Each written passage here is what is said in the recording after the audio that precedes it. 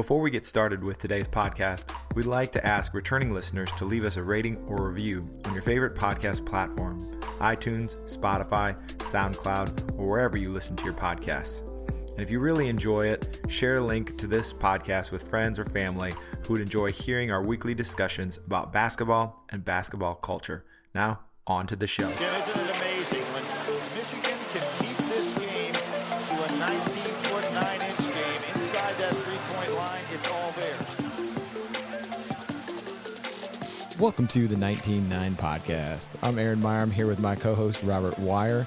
We're coming off another podcast. We just had one Lee Ellis who used to talk about the NBA all the time, and we're going to jump back in and talk a little Eastern Conference. How are you today, Robert? Oh, great. Basketball's back, baby. I know, right? It's so exciting. I've been following the Hoosiers very diligently now, but I've been sidetracked because there's been so much good NBA stuff, and I've got the league pass going, so it's hard to rip myself away to college exhibition games, although I'll have to at least get a little peek of the exhibition game this weekend. Yeah, I got the league pass for a month, and I got it has the crunch time where it goes from game to game. Man, it's just it's almost addictive, like right? Yeah, it's like it keeps pulling you in. I'm like, well, maybe I want to watch that game. I know.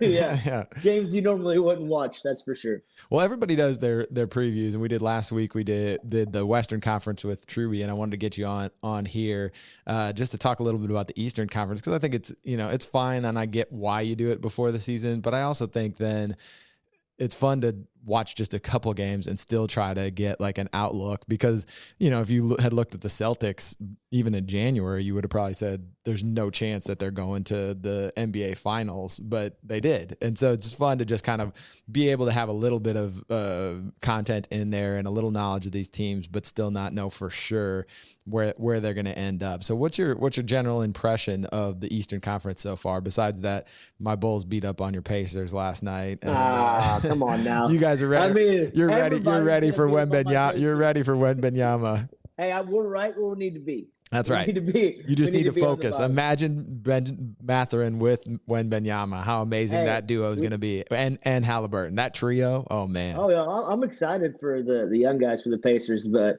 I mean, really, we just got to hope the Lakers keep losing, and then they make us that great trade package for Turner. Yeah, that's right. You'll get that too. We get some draft picks out of that, and then for sure we're going to be tanking. Oh my gosh. And all the young guys.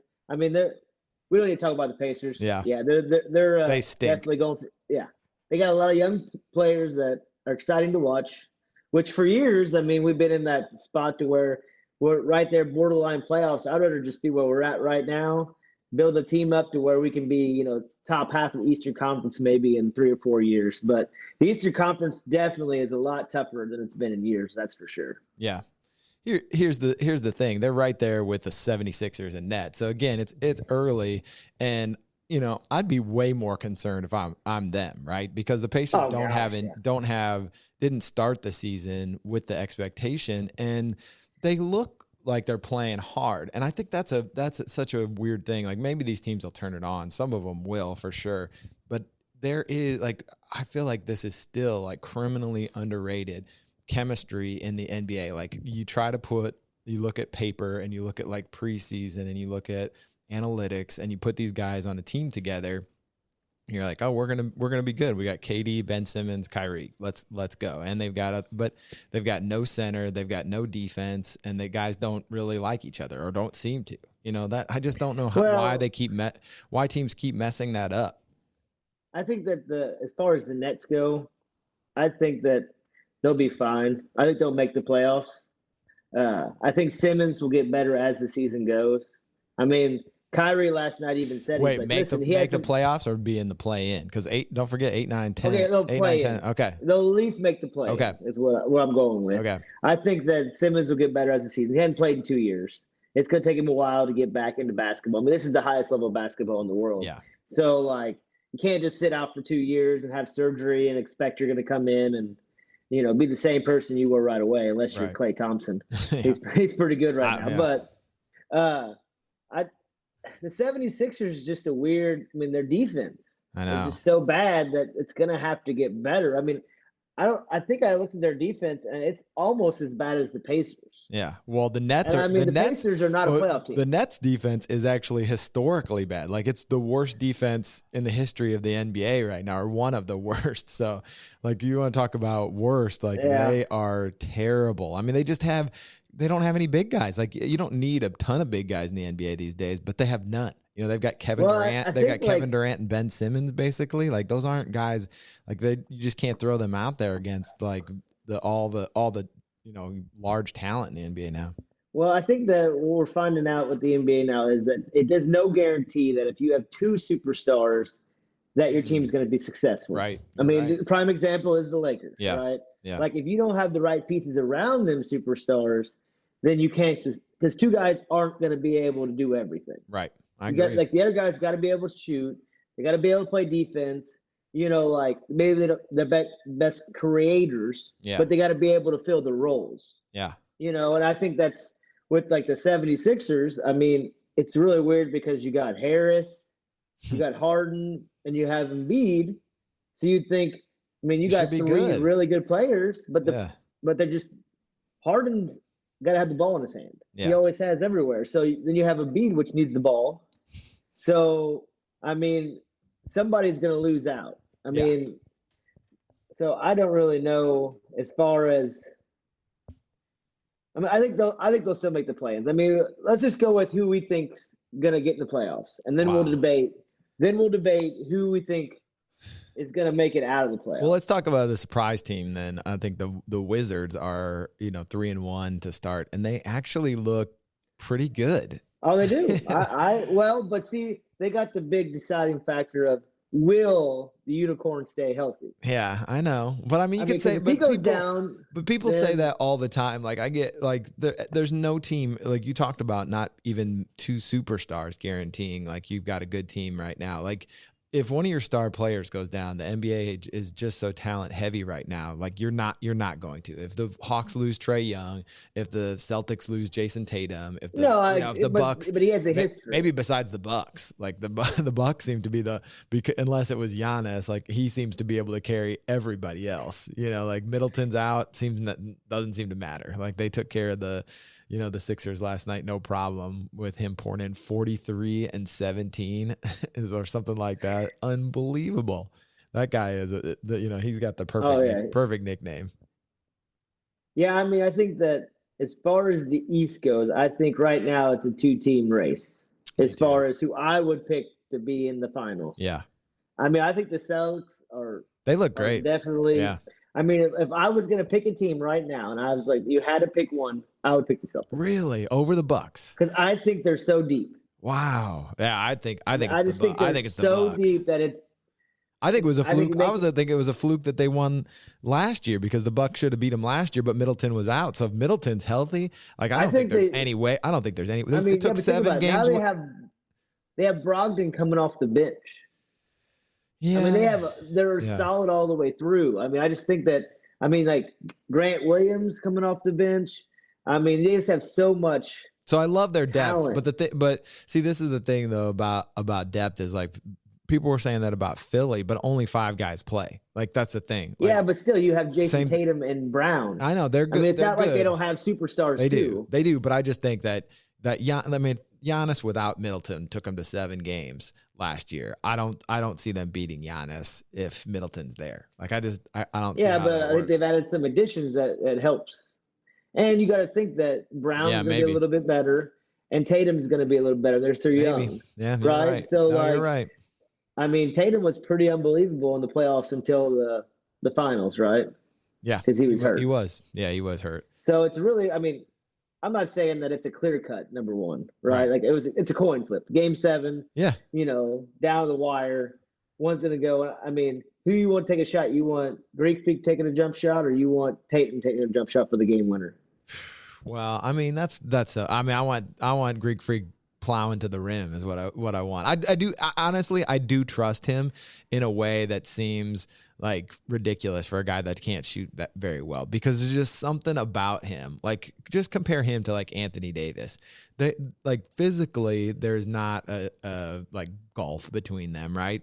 Sort of the same size, both very good at defense. Davis has a ton of like skill and offensive ability, but there's just that mentality, that togetherness. It was kind of like what Lee was telling us about the Magic Johnson. Like what I love about him too is the way that he is able to coalesce a team around him and inspire confidence in others. Like it seems like Giannis inspires confidence in his other teammates. Yeah. Like he would give it up and not take that last shot, and he would expect the guy he passed to hit it, and that guy would feel that trust, that understanding from that pass. But I think I get what you're saying. I mean, I think Tatum is an incredible player, and it is close. Like it's close. And I think I wonder, I guess my biggest wonder about the Celtics would be A, Middleton being there, and then B, they've not even got, last year they did it with a rookie coach, but now they've got a rookie interim coach. And I just feel like the pressure on that guy is going to be incredible. Like that,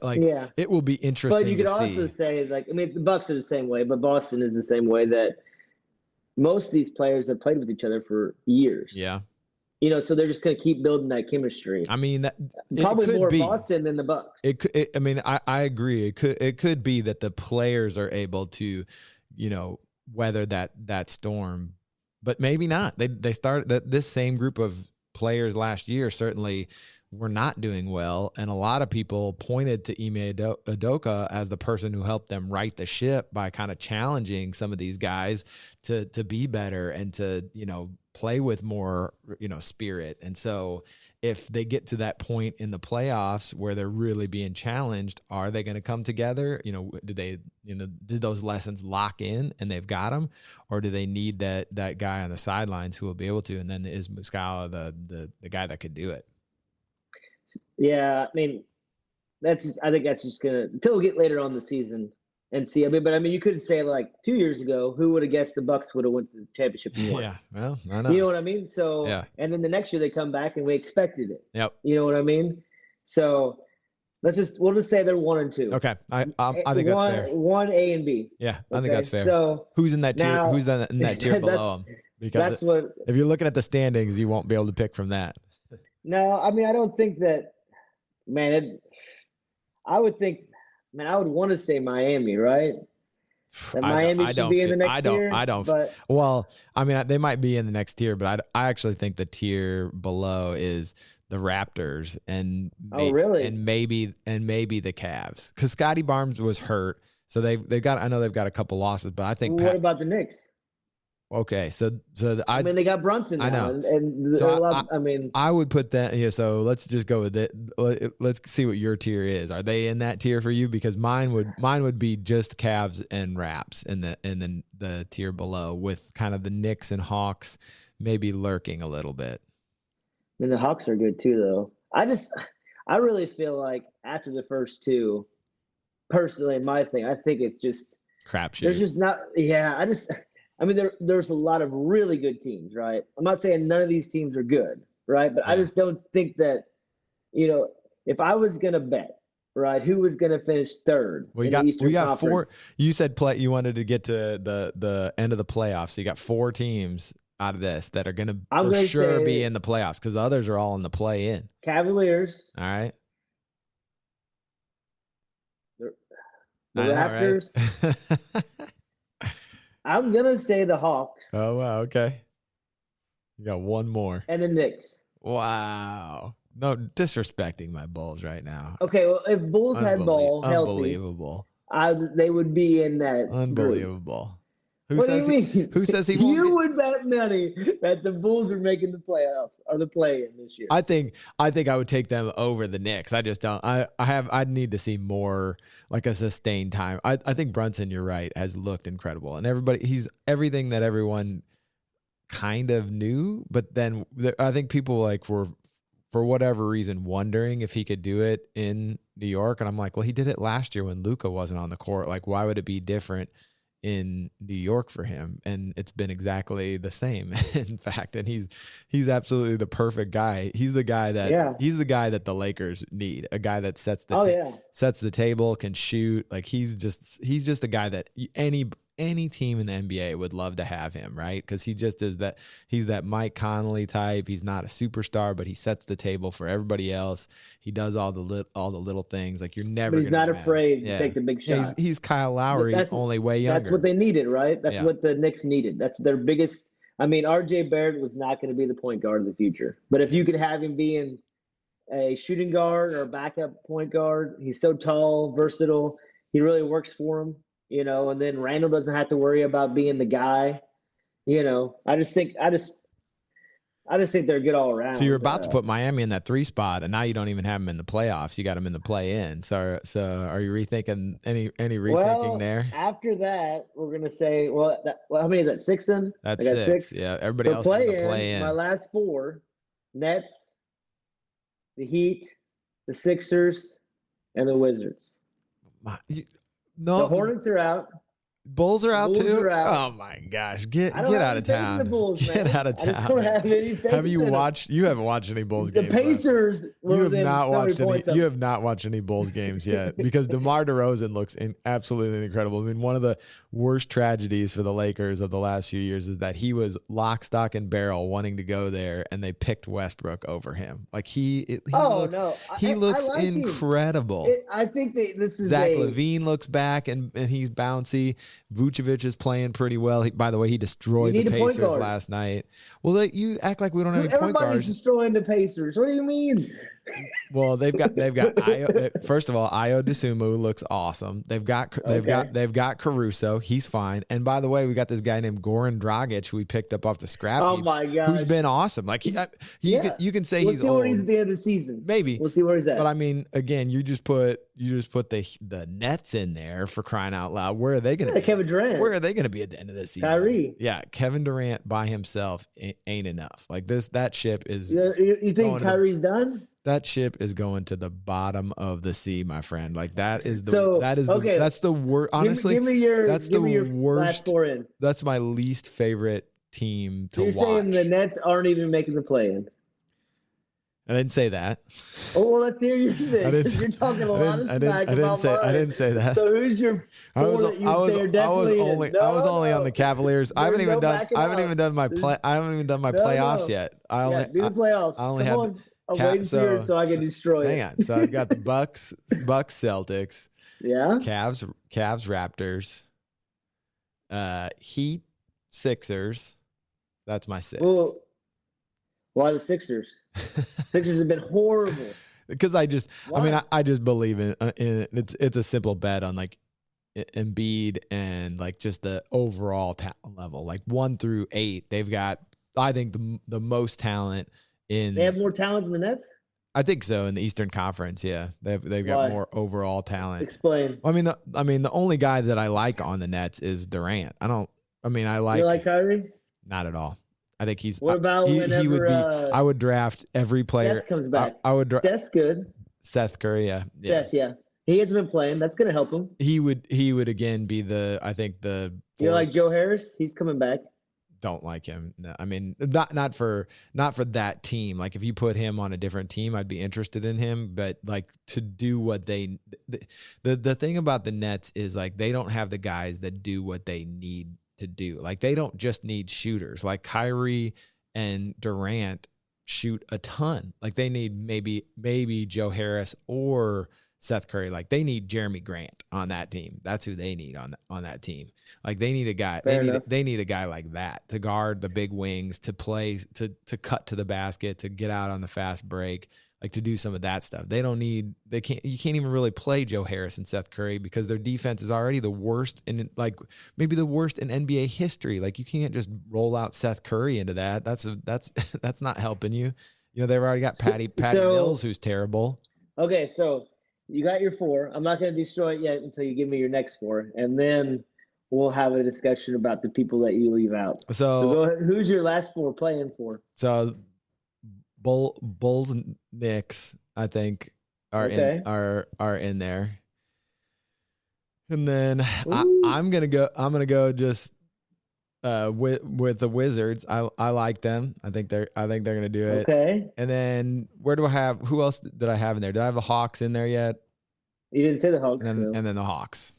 Okay, so you're saying that the Hornets, the Nets are definitely not. I think they're making it. out. I think the Hornets and Nets are out. And I think there'll be a trade with the Nets at some point in the season. I think they're just going to Trade. Who's going to trade? You said all the players are washed up. Well, I mean, the to a washed up team, I think the Lakers are going to get desperate, and if Indiana doesn't do their price, maybe Kyrie becomes available and he ends up in LA because they're the team. I mean, so you think the Hawks aren't going to finish in the top 6? You don't like the trade they make to get Murray? It's probably this may be a mistake of mine because I'm probably overly biased. Luka's my favorite player in the NBA, so I have never liked Trey because of that, even though he's fun to watch. Like there's just, again, I talked about defense, and he's maybe the worst defender in the history of the NBA. Like he's terrible on defense, amazing on offense, and I just don't know. Like they have too many things that I could point to as questions, right? Trey's defense, they've got DeJounte, who is a nice player, but I'm not sure how he fits yet with them. They've got, John Collins, who may get disgruntled at some point and request a trade. They've got, their big wings who may, just sign that the extension there. And I don't know if he wants to shoot more, but he's always hurt anyway. So I'm just there's enough things where I'm like, I don't love them. I feel like they could be in that 6, 7, that 7, 8, 9, 10 range. And I think that's, that wouldn't be like that surprising because I just think there's a few teams that are going to be better than I thought they were going to be. Like the Raptors were one where I thought could maybe be in that range, but I just think that Pascal. Why do you think the Raptors are? Well, Pascal it's Pascal Siakam basically. Like he looks all NBA. Like he looks awesome. Fred VanVleet is great. Their defense is stifling. Like they look, if you got to watch them in a game because they are all arms and legs. Like it's unbelievable when they roll out that Pascal Siakam, OG Anunoby, and they've got Scotty Barnes, and then they've got Precious Achua. You're like, oh my gosh, like that's just arms and legs everywhere, and just so versatile, so versatile too. They're going to be playing. The Wizards, I just am sort of banking, like you said. Like even if the Zinger has a really solid season, he'll get hurt at some point, and that'll be enough to kind of knock him down. Because, like you said, I think that big next group is pretty closely bunched together. That means that it won't take much. 2 weeks, Bradley Beal takes a hard fall or sprains an ankle, and suddenly you're in the play-in. So I think a lot of it's going to be predicted by health, and then just performance of your top guys. Like you've got to have your top guys showing up night in and night out. So are you shocked? This is off. Are you shocked that Orlando is 0-5? Oh no, not at all. I mean, but they have talent, right? I mean, they have Polo is amazing. They have one guy who Cole Anthony was pretty good last year. No, they have one guy. What about your boy Suggs? You were so big on him. Well, he's been hurt, so he was hurt. I said I didn't like him. You said you loved him. Still like him. He was hurt last year. He's hurt now. So I don't know what about Bobo? Awful. He's get out of here. Like, I'm sorry. Like, are you going for Wembanyama or not? If you are, he's the perfect guy to have out there. So like, he's not, they have one guy who really will like. Finish last in the Eastern Conference, the Pacers, the Pistons, or the Magic? I still think the Pacers will. I think they're going to, you think so? I think at some point they trade those two guys, and they shut down Matherin and Halliburton. I think that I really like T.J. McConnell, but I feel like he would really be good on exactly. He's another guy. Yeah, like because the guy they got that from Gonzaga, I can't think of his name, but he's a backup point guard. Oh yeah. I can't think of his name, but anyway. He's played awesome, off the bench this year. So, like, if you're going to go young, wouldn't you just go ahead and play him? Newhart, is it Newhart or Nembhard? Nembhard, yes. Yep. Like, and he's at the best turnover ratio in the NBA. Yeah, he was solid at Gonzaga. And he's making shots. I still can't believe. So, if you had to pick third, you picking the Cavaliers? I think right now I'd pick the Cavaliers. Donovan Mitchell has looked awesome. Mobley hasn't been back yet, right? He's been back and he's playing really well. Yeah. Darius They're Garland's hurt right now, so they're winning these games with Darius Garland out. And they got Allen. Allen's pretty good. He was incredible last night. He had what was it? He had like 20? I don't know. He had like 20 some points and 17 rebounds and 3 blocks in 25 minutes. Like I was like, what? And he missed like 2 shots. And it's just like that level of efficiency that front line has is just nice. And I think, again, like they're doing it without Garland right now. He'll be back. I just think Mitchell's playing awesome right now. And so should we be talking about them even flirting with the first and second? I don't think so yet until I'd have to see more of Mobley in the playoffs. Cause I mean, I think he's still going to be really incredible, but I don't know. Like if it was just Mobley out there, the Cavs would probably be the worst team in the league. You know what I mean? Like I don't even know if honestly, I saw him against Banchero and I was like, I'm not 100% sure that Banchero isn't better than Banchero is a beast. I was. This is talked about the draft. Wow, I have been blown away way so off. far Yeah, by how good he's been. Right, so good. I mean, he's was the right choice for Orlando. 100%. Right? He's absolutely huge. Like I can't believe like how big he is too. Like he is a enormous human being, and he moves so well. Like reminds me, he's a little LeBron-ish in the way that he moves around. Like I don't know that his skill level he's a man will ever get anywhere close to that. But as far as like fluidity as an athlete with that size and strength, like it's a pretty unique package that he has. I definitely think at this point he'd be a star. And maybe could almost say superstar at some point because. Oh, I think so. I mean, he's averaging like what 24 points the first 4 or 5 games. Yeah, I mean, sure. That's pretty ridiculous. So I'm gonna throw you out this one. All right. If you had to redraft top 3 players from the draft based on the first 5 games. Well, I mean, it's got to be Banchero first, and then I'm probably taking Mathurin second. I think he's been awesome, and I would stick with, or if it wasn't him, I'd stick with Ivy because I think Ivy's been looked awesome great too. So I think that was my first 3. That'd be my first 3 because I don't think anybody else, like Chet still has all the concerns that we had before the draft, including another injury. I don't. Smith has looked okay. Well, Murray hasn't played enough yet. He hasn't played enough yet. Yeah.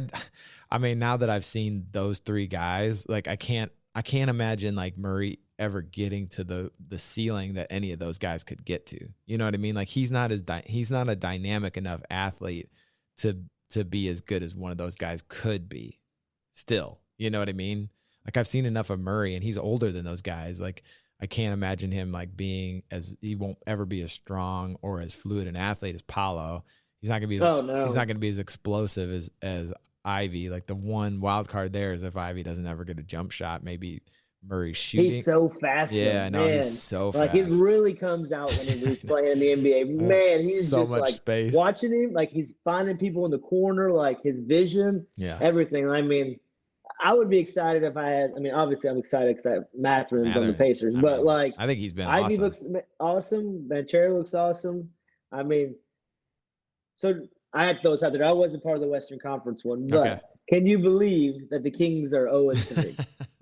Of course. Like, what are you talking about? I mean, but they keep getting better, right? Like on paper, they keep getting better. Incompetence is a disease. Like this is kind of what the problem with the Sixers, right? That they've sort of reaped a little bit of what they sowed, right? They've literally installed a culture of incompetence, and in the hopes of developing a championship team, and it didn't totally fail, but it certainly has seen parts of it struggle because of that, because you put Ben Simmons in a situation where he didn't have expectations initially, where Embiid didn't have expectations, where Markelle Fultz does whatever happened to him, and it's just like you just can't do that to guys who you want to eventually be the best team in the world. Like, that's not how you develop leaders and men. Like, this is the same thing with the Nets, man. Like, the reason I hate the Nets is because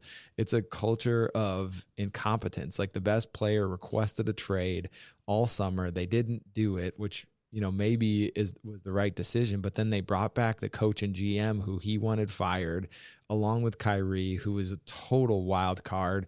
They throw in Ben Simmons, who hasn't played in 2 years and was, you know, had issues before that. And I just like, that's not going to be a good basketball team. Like, I don't care how talented the individual pieces are. If those 3 stars are not, you know, rock solid and good together, you're not, it's not going to happen. The talent doesn't matter if they aren't good basketball players together. All right, 2 things about the Nets. One is the Kyrie Irving telling the fans they need to show up. Yes, exactly. Incredible, I right? mean, he didn't even show up half the games. Amazing. Like, how are you going to sit there and say you need to show up every night? They got to show up every game. Every game, you guys got to show up. Come on now. I won't be here every night, but I won't be here, but you guys need to be here. You guys need to be. And my paychecks need to not stop. The second thing is you've always been a big Ben Simmons guy, and I've never liked him. And I guess I have proved my thing right, because what I said definitely came true. Yeah, I agree 100%. Like, I really, I mean, two things happened, right? Like, he didn't hold him. He was good, and then something broke in him, and that happens. Like, that's not weird. Like, that happens to like baseball pitchers sometimes. It happens across sports where you lose that edge, or you lose that, you know, someone doesn't hold you accountable. I mean, heck, look at Kanye right now. Like, you need someone in your life that's gonna check you, right? Like, when things are going bad, and at the same time, like, check you and build you back up, right? So he's missed like both those things. Like, either no one checked him when he screwed up, or they did it the wrong way, like Doc did, calling him out in those press conferences, and then he didn't have the people around him to build him back up and to, you know, be like, dude, This is your chance. You call them out in practice. You call them out, right? You know, inside the organization. You don't go on national television and be like, I don't know if this point guard's the point. And when he's all NBA, you know, all defense, you don't go out there and just destroy him in front of everybody and expect that he's gonna. It's kind of like Westbrook right now. There's no way Westbrook can have a successful season in LA. No chance. Because I mean, every game, every press conference, every day, it's Westbrook's fault. Westbrook, even though he didn't even play last night. He's lost his joy, man. Like, that's the other thing. Yeah, too. like, it wouldn't be fun. It becomes joyless when it's like, look, this is going to be on me if we lose, and even if we win, I'm going to get no. At some point, like, the writing's on the wall. Like, I mean, he's shown me a lot of character, but like, I'm gonna show up, because like, he could have easily done the Ben Simmons and been like, I'm going to go ahead and stay at home until you guys, you know, figure something out for me. But that guy loves basketball. Like, he might not love it right now, but he does care about basketball in a way that I still respect. And Ben Simmons, I don't know, man. It's really hard. I mean, if you put their 2 careers side by side, it isn't even close, right? Westbrook's had an amazing career. Yeah. And it's like all that's forgotten. I know. Because he's on the Lakers, and like, he's like one of the worst players ever. Yeah. To me, it's kind of like, okay, yeah, there's a difference between like, this guy's worthless and this guy's in the wrong situation. Right. Right now, he's in the wrong situation. He is. Like, you know, so just to throw him under the bus and be like, he's the reason we're losing. No, the GM created this problem. Right. They should have never got him. They should have went out for Buddy Hield and players that could shoot around LeBron. So they should have got DeMar DeRozan, who wanted to be there, and they could have had. They should trade AD. They might still. Who knows? I mean, that's probably what they need to do. Yeah. I mean, at this point, this is a good discussion because I know you love LeBron. The Bulls are listening. We will consider offers for AD. For who? Who are you willing to trade for AD? Ooh, that's a good question. What else? Put you in the hot seat. I mean, boy. Giving Levine and. No, I'm not giving. You're not giving Levine? I'm probably AD? not. Well, oh, no, because I'm considering like who am Vucevic I and AD. Vucevic and Levine for AD. Well, yeah, if that's it, done. Sign off really? tomorrow. Oh, so you're telling me that you don't think they had a better season last year than AD? AD's only played like 70 games in 2 years. They did, but I'm willing to risk. It's sort of like the thing about Keegan Murray. Like he very well might have a better season than Ivy or Mathurin or Jabari Smith, but I'd still probably take all them over him just because I think their ceilings are higher. Like I just think AD's ceiling is high enough where if he got re-inspired and DeRozan clicked with him and Io and Caruso, were great compliments to him and they had a little more shooting. Like he might reach an apex that neither of those guys is capable of. As much as I love both of them, they're not that they can't get to top 5. Like they're not a potential. That's too top good of a 5 trade guy. though for the Lakers. Like that, what they'll probably get is DeRozan and Vucevic. I'd rather keep. To be honest, I'd rather keep DeRozan. He's older though. I know, but like I'm telling you, man. Like, so you're still not a big Levine fan? I do. No, I really like Levine. I mean, if they're gonna let me trade, I don't think the Lakers would do DeRozan and Vooch because then LeBron leaves next. Like if it doesn't work out, LeBron leaves next summer, and what are they? That's just a weird. I don't know. I'll throw you. DeRozan's a little older, so it's just like you gotta at least be like, well, if we could keep Levine he just signed, he's got 4 years on his contract. We'll pull in somebody else around Levine, and he's fun to watch, So I don't know. So I'll throw you another one. So you're sitting with Bus, and you're trying to make a decision. Are you trading your draft picks to get two more players to help LeBron? Or are you saying, you know what? LeBron could be gone next year. Do we want to just keep it the way it is and let it play out? Maybe trade AD for some picks and start over? Yeah. Or what are you doing? I don't trade those picks for just I don't think I don't know what it would take, but it would take a lot to get to pry. So you would just hold on and just. If LeBron says just tear the team apart, you tear the team apart and you're starting fresh. That's what I would do. I'd be like, be happy you got your championship. That's what I'd be. I'd be like, hey, this season's all about LeBron passing Kareem. I'd start leaning into that. He's gonna become the all-time leading scorer. By the way, our franchise had both all-time leading scorers now, and Wilt Chamberlain. So they've had all 3 of them. You know what I mean? Like I would lean into. So you're hoping that it's kind of like the Kobe's last game with the Lakers, where nobody's thinking about how bad the Lakers are, the worst team in the league. All they're thinking about is 100%. Kobe's last game. That's what you're selling, huh? That's all I'm selling. There you go. I got you. Makes sense. Thank you for listening to the 19-9 podcast. If you haven't already subscribed to the podcast, make sure you do. And while you're at it, leave us a rating or review. 5 stars only, like the basketball camp. We also have links to all of 19-9 social media so you never miss a release. Until next time.